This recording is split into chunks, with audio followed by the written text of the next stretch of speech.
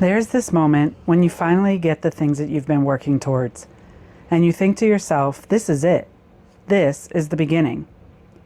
But sometimes life has a completely different plan. And for us, it all started when we found out that one of our dogs was really sick.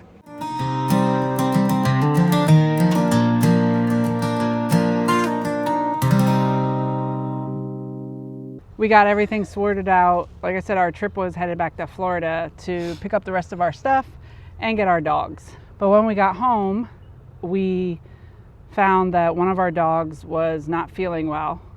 He had some issues like swelling before we left, and we got him on some medication, and our friend Amy stayed at our house and watched our dogs while we took the trip to go get the camper. And when we got back, we found out he was still not feeling well. We had to take him to the vet again. We have very good friends, Dr. Adams and his wife Keisha, who are dear friends of ours, but they own an animal hospital. So shout out to Pasco Animal Hospital. We took him back to Dr. Adams and found out that our dog, Maui, had cancer. I'm gonna let Tony talk a little bit because I can't. Yeah, that was tough. Found out our boy, he was 2 or 3. Found out that he had lymphoma cancer. Yeah, super sad, man. So we did what we could to save him. You know, working with Dr. Adams and Keisha, they did everything they could. So we got him on the chemo right away. It didn't work. It didn't work, you guys, and he passed away. He passed away early into our RV journey. Yep, May. Yep, May. Yep, we got the camper in March, and he passed in May. Yep. So yeah, it's still tough to talk about. It is. He's a sweet boy. Because of that, you know, one of the things that we learned about RV life is that you can make plans, but you have to be able to be flexible. Mm-hmm. And, you know, we had all these grandiose plans, and when we found out that Maui had cancer, he needed chemo every week. So we had to adjust our plans. And we stayed in campgrounds close to the animal hospital so we could take him for his chemo on a weekly basis. Yeah. So like Tony said, we started that in April, and Maui passed mid-May at a campground in our camper with us around him. So we then were able to redirect because we were under the impression that Maui was going to have chemo for about 6 months, but what we were able to do is give him 2 months out of the 6 before he passed. So we shifted again. So we shifted direction and decided that we were going to spend some time with Dad. Yep, we got to stop and spend some time with my dad. Anytime we would go through Georgia, I would always spend a week in Milledgeville, Georgia with my dad. He just passed in November. Yeah, it was kind of different going up there this time and not stopping in Milledgeville to spend some time with him. Yeah.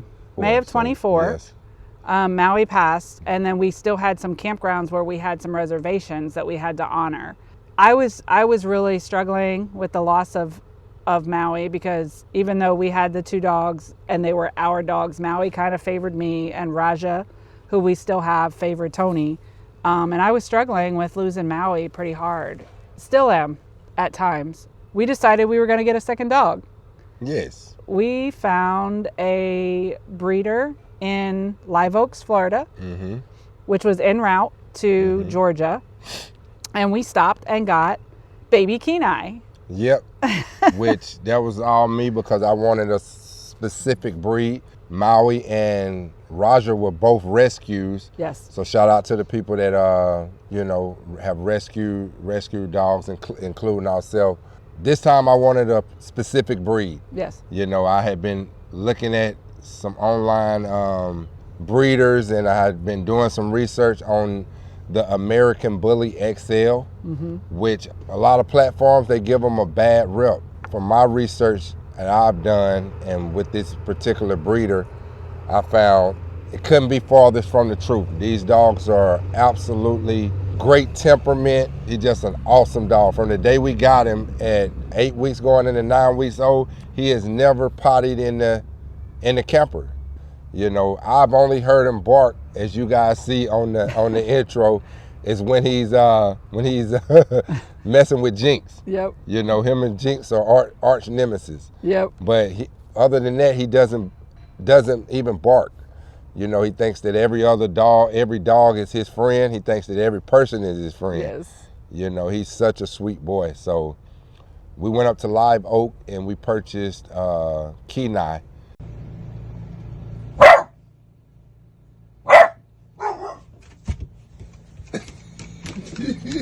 Yeah, so then we were able to continue up to visit Pops, and we had a blast that week because we took Pop out for dinner. He came over and hung out at the campground, and we threw some steaks on the grill, and we hung out by the fire and just really spent time. And Pop holds a special place in my heart because when Tony and I got married, my dad had already passed, and we got married twice, but long story, but we got married on a cruise ship, and Pop was able to walk me down the aisle and give me away, and it meant the world to me then, and it still does today. So being able to just spend some quality time, and like, you know, we've said countless times, you never know, you know, life is not promised to anyone, and I'm just grateful that we have had that experience and spent time with Pops when we could. Yeah, to be honest, it goes deeper than that, man. A lot of the reason why we're into this lifestyle is because of my dad. Yep. You know, he had a vision of getting him a camper one day. You know, he had actually bought 2 older campers, and he had dreams of refurbishing them and getting them on the road, but it never did come into fruition, man. He, you know, looking back on his life, he had waited too late. Yeah. You know, his health had started to fade. He was 76 when he passed. He's a big inspiration to me of why I'm living this life now. You know, he had put the seed in me and Don's head before we even considered getting into the RV lifestyle. Yep. That's true. That's so true. And, you know, we realized that living this lifestyle, although we were leaving Florida, which was our familiar place, we've had an opportunity to spend time with more family since taking this leap. After spending that week with Pop, we had to come back to Florida anyway because our daughter was getting married in October. So we didn't want to head too far, but we did use the opportunity to go see Dad. We stopped at a campground, East Banks Campground. I think it's an Army Corps. Yeah, Army Corps. It's in Georgia, but it's that weird one that it's right on the Georgia-Florida line. So the time changes, it was so ridiculous. It was a nice campground. I really liked it. Yeah. You remember what happened while we were there? Oh yeah, man. We had to evacuate that place because the hurricane was headed right for Tallahassee. Yep. Yeah, so we had our first experience with running from a hurricane. Yeah, we had to get up out of there. Yeah, and so we did a lot of homework, tried to figure out, we knew we weren't going to stay. Right.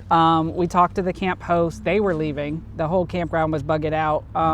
This was late September of 24. Late September of 24. A hurricane coming through. What hurricane? You remember? I don't remember the hurricane name, okay, but it was coming straight for Tallahassee. Right. I can put it on the bottom of the screen here, but Tony said we need to get north and stay west of the hurricane so that we would avoid the majority of the winds, hopefully. And we found a campground. I'm going to shout them out, the Backyard RV Resort in Montgomery, Alabama. Yep. And they were running a special for people that were fleeing the hurricane. So we headed to Montgomery, Alabama and sat up there for almost a week because when we called the campground that we were at, the East Bank Campground, they weren't even answering. So I don't know how long it took for them to get back up. I know that they didn't take a direct hit, but they got hit pretty hard. But then, again, we were headed back to Florida because this was the end of September and our daughter was getting married in October. Yep.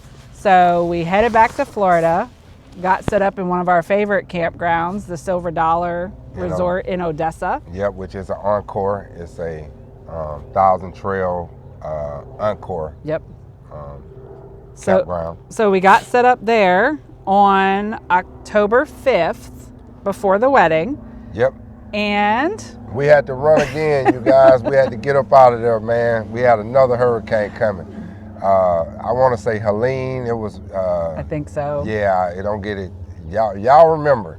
So yeah, we had to catch out again, man. And and it was not only scary because it was coming straight for the Tampa Bay area, which is where we were, but also our daughter's wedding was right in the sights. Yeah. And we went to, you remember?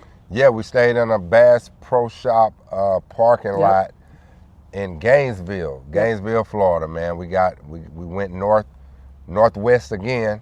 If you're on the southeast part of a hurricane, those are the places that get wrecked the worst.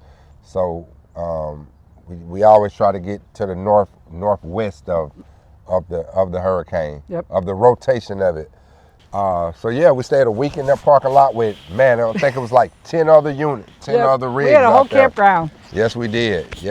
Got a little crazy there in Gainesville behind the gas, but we was able to find gas for the generator, and I had a full tank of water, so we conserved our water, and yeah, we made it through. Yeah, we did, and our daughter got married. Yeah, she was able to get married. The venue got hit. We'll show you some pictures of that, man. The venue got hit, but they opened it right in time enough to see our daughter get married, which was a beautiful ceremony, beautiful blessing. And she made an announcement that we would be expecting our third grandbaby. Yes, yeah, we found out when we were there. I forgot. That's what she told us. Sure did. Hi. I think this one's yours. Are you ready to be married? We are. It's so crazy. I told them we were on and look how they spelled their name on it. Are you serious? Oh, that's so exciting. Freaking name on the cup. Jillian, where is it? Baby Horn? You pregnant? What the fuck? Really? Oh my God. So we were super excited. Yeah. And completely caught off guard because this is the daughter that said she was not going to have children. So the fact that she told us that we were going to be grandparents and got to be there at her wedding, and it happened. So hurricane or not, she made it happen. Yep. But that was why we were back in Florida again. I felt like we just couldn't break away from the Florida for a little while. Yep. But we decided that we were going to go see Pop again. Yep, we was going to go see my dad. We spent almost a week and a half in Milledgeville the beginning of November on our way up to Thanksgiving for the 2024 Thanksgiving with our daughter. Stopped at some state parks on the way. We stopped at Mistletoe State Park in Georgia. Sesquicentennial Park in South Carolina. That one was beautiful. They had amazing waterfalls in that campground. They sure did. That was a beautiful park. We stopped at Little PD State Park. Yep, Little PD. Remember that one? In South Carolina. One of my favorites, Twin Lakes in Chocowinity, North Carolina. That's 1,000 trails. Yes, it is. It was a nice park too. And then we made our way to First Landing State Park in Virginia. And that is right on Virginia Beach. It's a little tight getting in there. Yeah, it was. A little tight. Actually a lot tight, but it was beautiful. Yeah, it's walking distance from the beach. It literally is. It's got paths in that campground that'll lead you right to the beach. It's beautiful. But when we was there, it was cold. It was in November. Right? It was November for Thanksgiving. Yeah, for Thanksgiving. So we spent Thanksgiving with our oldest daughter and son-in-law and the two grandbabies. Our daughter cooked. She did an amazing meal. It was nice not to have to cook. Pawpaw got to go fishing. Yes, got to take my granddaughter fishing. She had been wanting Pawpaw to take her fishing, so she got to go on her first fishing trip with Pawpaw. So we went. We didn't catch anything, but we got to throw the reel in the water. It's experiences like that this lifestyle has afforded us for sure. We left there and headed through Western Virginia And we stayed at another state park called Hungry Mother State Park in Marion, Virginia. That was when it was real cold. Oh yeah, it was. That was literally the very beginning of December in 2024, and it was, whew. It was freezing. It was freezing. So, you know, you learn things as you go with this lifestyle, man. Like, you know, putting up your water hose when the temperature is getting below freezing. So that was something that we did, and filling up the water tank. We actually got an extra heater. That's when we learned we needed to get an extra heater for the underbelly to keep our water pump from freezing. So yeah, but beautiful experiences. As you know, that's a common theme of all. We love the state parks. We love the Army Corps of Engineers. Yeah, and Tony mentioned about the heater. So our unit comes with tank heaters. So it actually heats up our gray tanks and stuff so the water doesn't freeze under there. And if you use your propane heat for your unit, it does duct into the underbelly. But what we didn't realize is we had a heater in the bedroom and we have a fireplace in our living room that produces heat. So we weren't running our propane heat very much. Right. And the water didn't freeze, but the water pump did. Yes. So we woke up one morning and no water. So that was definitely, again, another experience that you don't know. But we now have a special heater that sits under that underbelly. So when we get under freezing, the heater goes outside. Yep. So we left there, headed to another state park. As Tony said, we do have a thing for state parks here. We went to Panther Creek State Park in Tennessee, another really beautiful state park. Yeah. And then, for the first time, we got to spend Christmas in our camper, and we stayed at Cloudland Canyon State Park in Georgia, North Georgia. And every time someone asks me to this day, you know, almost 2 years later, what's your favorite place so far? That by far is it. Cloudland Canyon had to have been the most beautiful campground I'd ever stayed at in my entire life. We walked the trails Christmas Day. Yep. And I didn't expect to see anybody. I thought we're the only people out here camping on Christmas. And man, do you remember how many people we saw? Yeah, it was packed. It was packed. It was a packed park. People was out walking, enjoying Christmas Day out in nature, out in them canyons, you know, and it's absolutely beautiful running through the Appalachian Mountains. Yep. So we got some cool pictures and just a very cool experience. Yeah, it was, everybody we passed on the trail said Merry Christmas. It just, you know, being away from family, that was the first time I had really been away from family on Christmas. And I thought it was going to be kind of lonely. And the reality of it was I felt alive. I felt, you know, everybody was just so happy, and it was a beautiful Christmas day, and we got to spend it in nature, and it was phenomenal. So we left Cloudland Canyon. Yep. And we got to spend New Year's in 1,000 Trails Hidden Cove in Arley, Alabama. We had plans of going to Texas. Got two brothers out in Freeport, Texas, Galveston, Texas, down by the Gulf.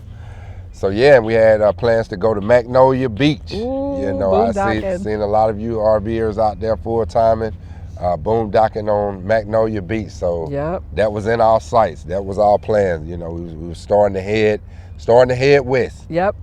And we were headed south into Alabama, and then we were going to hang a right and go into Texas. And the last place that we were at in Alabama was a beautiful Army Corps campground called Prairie Creek Park in Loudonsboro, Alabama. That was a campground where we had cut all that wood. It was pretty empty. It was January 10th for about a week or two, and we were there. It was kind of cold, but they had a really big area that you could go cut wood, and Tony went and got a little crazy. Got a whole big mound of wood, but we were able to enjoy the campground. I do remember that the Wi-Fi there was absolutely horrible. And for those of you that don't know, I still work on the road, and work is where the Wi-Fi is. But when you run into a situation where there's no Wi-Fi, we had no phone signal. It was a real struggle. We, at the time, had Wi-Fi service called TravelFi. It came with our Grand Design, and it's designed for traveling. And what it does is it basically is supposed to pull in the strongest cell signal in the area. So it doesn't matter if it's AT&T, T-Mobile, etc. It pulls in the strongest signal. Well, when I called because I was unable to get a signal, there really was no signal. So that's when we started deciding that we needed to purchase a Starlink, just because I needed to have the ability to work, and you don't know that till you get there. So yeah, because I couldn't use the Wi-Fi, I was super frustrated with my job, trying to be able to be, online when I was supposed to be on. There was some other things that kind of were pulling us in a different direction. Yeah, so as we, dreams of heading west and want to get to Magnolia Beach and then, out to southern Arizona, our baby girl, she was having her baby shower in February. And, that was pulling on my heart, like, we need to be there, Yep. we need to be there to support her, during that time. I think we had told her we wasn't gonna be there, and she was okay with it, but I wasn't okay with it. Right. And deep down, we wasn't okay with it. We also had the financial pressures kind of mounting for me being in the middle of this workers' comp case due to my fall. Yep. That was just pulling us, in one sense, it was pulling us back to Florida, where we could take advantage of our 1,000 Trails membership that we have. Absolutely. So we had some big decisions to make, you guys. Do we go west or do we come back to Florida? So I think you should stay tuned to see what we decided. Absolutely. Living life to the fullest, we follow what's true. If it's over stuff, just me and you, tripping with the thermins, living dreams we pursue.